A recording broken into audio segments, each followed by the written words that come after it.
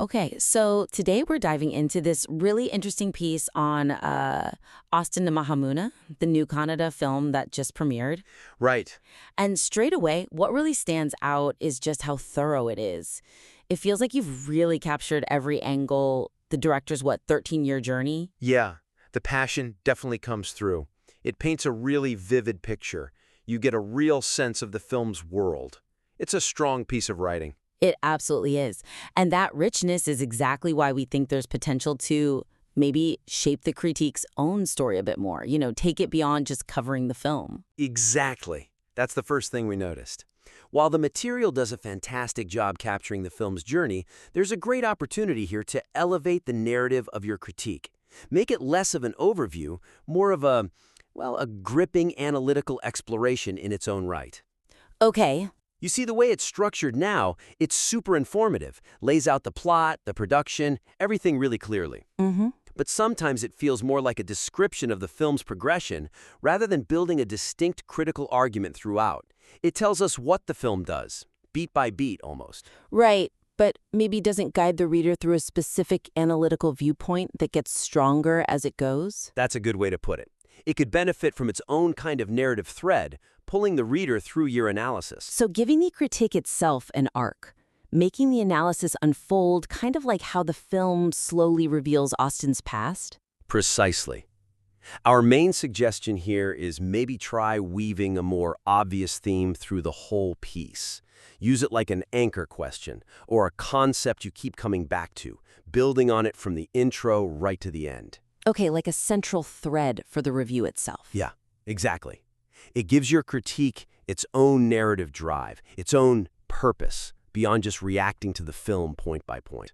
Think about the film's core tensions, the ones you touch on, like memory versus fabrication, maybe, or that whole destiny versus free will thing.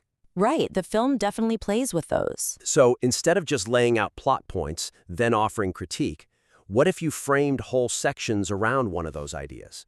So when you talk about Austin's amnesia, his confusion, you could try it directly back to how your analysis is also sort of grappling with interpretation, with those blurred lines in the film itself. That's interesting.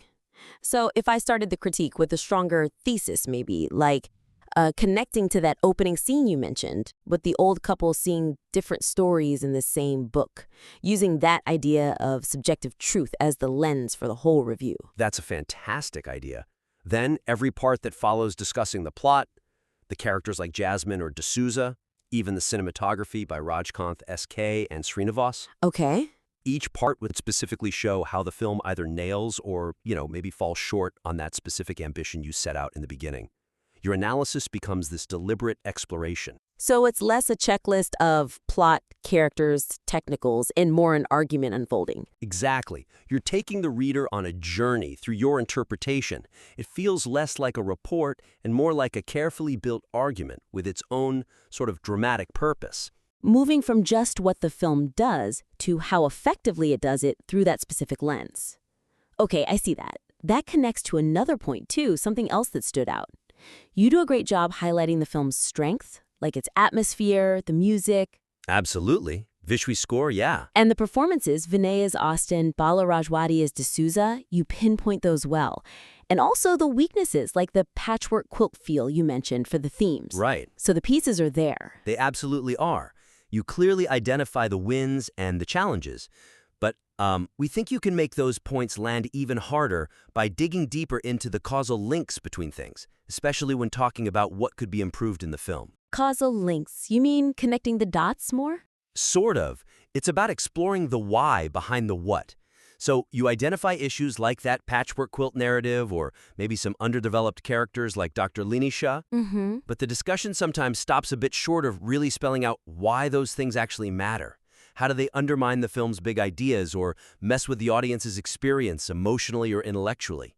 We get the how it happens, like the abrupt genre shift you point out, but the why it's a problem could be stronger. Okay, so it's not enough to just say, this character feels underdeveloped.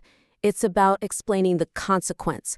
What does that underdevelopment do to the story or the themes? Exactly that. The ripple effect. Our suggestion here is to really dive into the implications of those weaknesses. Connect them straight back to what the film seems to be trying to achieve, or how it affects the viewer's journey, or whether it weakens those philosophical questions it raises.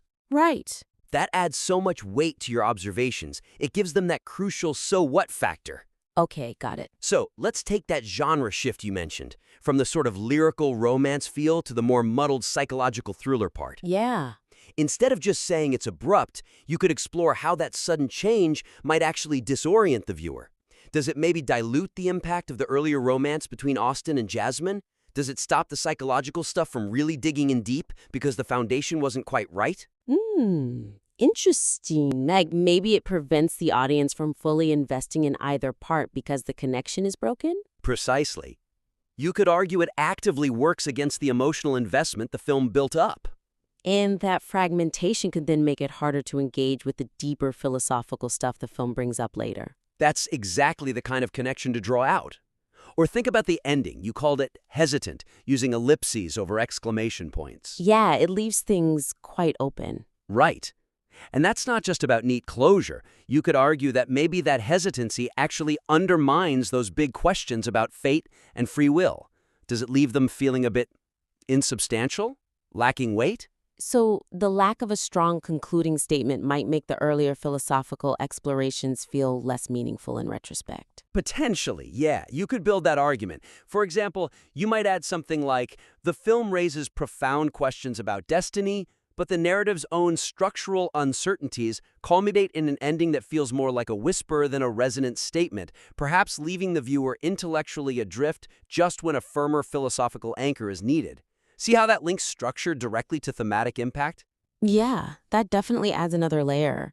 You're assessing the effectiveness of the choice, not just describing it.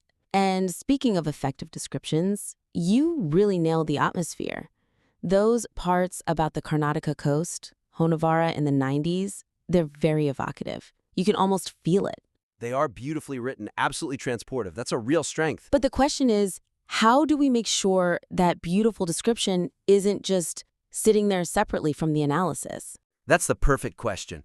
While those descriptive passages are great, we think the critical voice gets even stronger if you weave that vivid detail into your analytical points more consistently. Ground the arguments in that sensory detail. Okay. Right now, sometimes the feel of the film, the descriptions of the coast, the markets, the rain, feels a bit separate from the assessment of, say, the plot or characters. There's a slight disconnect. Like description here, analysis over there? Kind of, yeah. It's missing that opportunity to fully merge them, making the critique itself feel as immersive as the film sounds in your writing. So the suggestion is to blend them. Use the sensory details as part of the critique, not just as scene setting. Exactly. Infuse the analysis with those specific, concrete details from the film. Embed your evaluations right within those examples. It makes the critique feel more immediate, more deeply engaged with the actual filmmaking. How would that look in practice? Give me an example. Okay, sure. So instead of a general line like, the cinematographers capture the coastal beauty, which is fine, but a bit broad, Right. you could tie it directly to an analytical point. Something like, cinematographers Rajkant SK and Srinivas render the Hanavara coast beautifully. Yes, but they use those vast golden sunsets not just as scenery. They function almost as a visual metaphor for Austin's own fleeting moments of clarity, those moments of peace just before his internal world darkens again. It subtly foreshadows the turmoil. Oh, okay. So you're connecting the visual beauty directly to character psychology and narrative foreshadowing. It gives the beauty a function in the analysis. Exactly. It shows how the artistry serves the story or theme. Can we do that with characters too? Like the underdeveloped ones? Absolutely. Take Dr. Leisha. Instead of just saying she feels underdeveloped, you could elaborate using the film's specifics. Dr. Leisha is introduced with promise, maybe as Austin's potential anchor in his sea of amnesia. We see her compassionate presence, especially in those quiet, rainy Hanavara scenes, initially offering a beacon of hope. But ultimately, you might argue, her role drifts. She becomes less a driving narrative force in his recovery, and maybe more of a convenient plot device. And this doesn't just weaken her character arc, It arguably lessens the stakes of Austen's whole psychological struggle, and even dims the film's exploration of healing and belief. Wow, okay. That feels much more specific and grounded in the film's actual texture, while still making a clear critical point. Using the film's own imagery, like the rain and the setting, within the critique. Precisely. It makes your analysis more vivid, more integrated, and shows a really deep engagement with how all the pieces of the film work or don't work together. This has been incredibly helpful.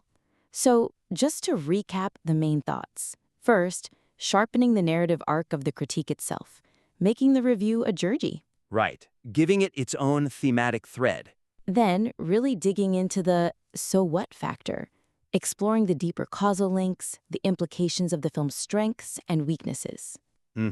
Connecting the dots between technique and impact. And finally, harnessing all that wonderful specific detail, those sensory descriptions, and weaving them directly into the fabric of the analytical points to make the critique more immersive and piercing. Exactly. Making the descriptive serve the analytical. These are really actionable ideas, things that can take what's already a very strong, passionate piece about Austen to Mahan Mouna and elevate it into something even more compelling, more rigorously analytical. We certainly think so. It's about refining that critical voice and structure. Well, we genuinely hope you find these suggestions useful. Please do take these insights, refine your excellent work, and we'd love to see it again. Feel free to submit it back to us for another look.